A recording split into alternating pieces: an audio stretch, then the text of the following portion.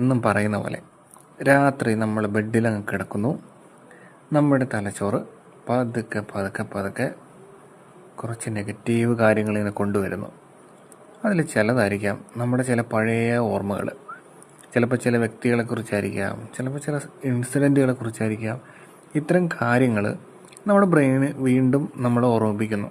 Actually അങ്ങനെ ഓർമ്മിപ്പിക്കുമ്പോൾ നമ്മൾ അവിടെ വെച്ച് സ്റ്റോപ്പ് എന്ന് പറഞ്ഞിട്ട് നമ്മളത് ആ വിഷയത്തിൽ നിന്ന് ഡീവിയേറ്റ് ചെയ്യാൻ നമ്മൾ മനഃപൂർവ്വം ശ്രമിക്കുകയാണെങ്കിൽ ഇത്തരം കാര്യങ്ങൾ വരുന്നത് കുറയ്ക്കും. അതല്ലാതെ ഇങ്ങനൊരു ഇമോഷൻ വന്ന് കഴിയുമ്പോൾ നമ്മൾ അതിനെക്കുറിച്ച് ഒരു സ്റ്റെപ്പ് കൂടി ചിന്തിച്ച് കഴിഞ്ഞാൽ നമ്മൾ വീണ്ടും ആ ലൂപ്പിലേക്ക് വീഴും. അപ്പോൾ വീണ്ടും പഴയ കാര്യങ്ങൾ ഓർത്തോർത്ത് വരും, ആ ആളെക്കുറിച്ച് ഓർമ്മ വരും, ചിലപ്പോൾ ആ ഇൻസിഡൻറ്റിനെ കുറിച്ച് ഓർമ്മ വരും. അങ്ങനെ വീണ്ടും വീണ്ടും നമ്മുടെ മനസ്സ് നമ്മൾ പോലും അറിയാതെ നമ്മൾ ആ സംഭവം വീണ്ടും റിക്രിയേറ്റ് ചെയ്തുകൊണ്ടിരിക്കും. അതൊരു ഇമ്പാക്റ്റ് നമ്മുടെ മനസ്സിലുണ്ടാക്കും. ഭയങ്കര ബുദ്ധിമുട്ടാണ്. അപ്പോൾ ഇനി മുതൽ ഇത്തരം ഇൻസിഡൻറ്റോ അങ്ങനത്തെ കാര്യങ്ങളൊക്കെ നമ്മൾ കിടക്കുമ്പോഴാണ് ഓർമ്മ വരുന്നതെങ്കിൽ പെട്ടെന്ന് സ്റ്റോപ്പ് എന്ന് നമ്മൾ തന്നെ പറയുക.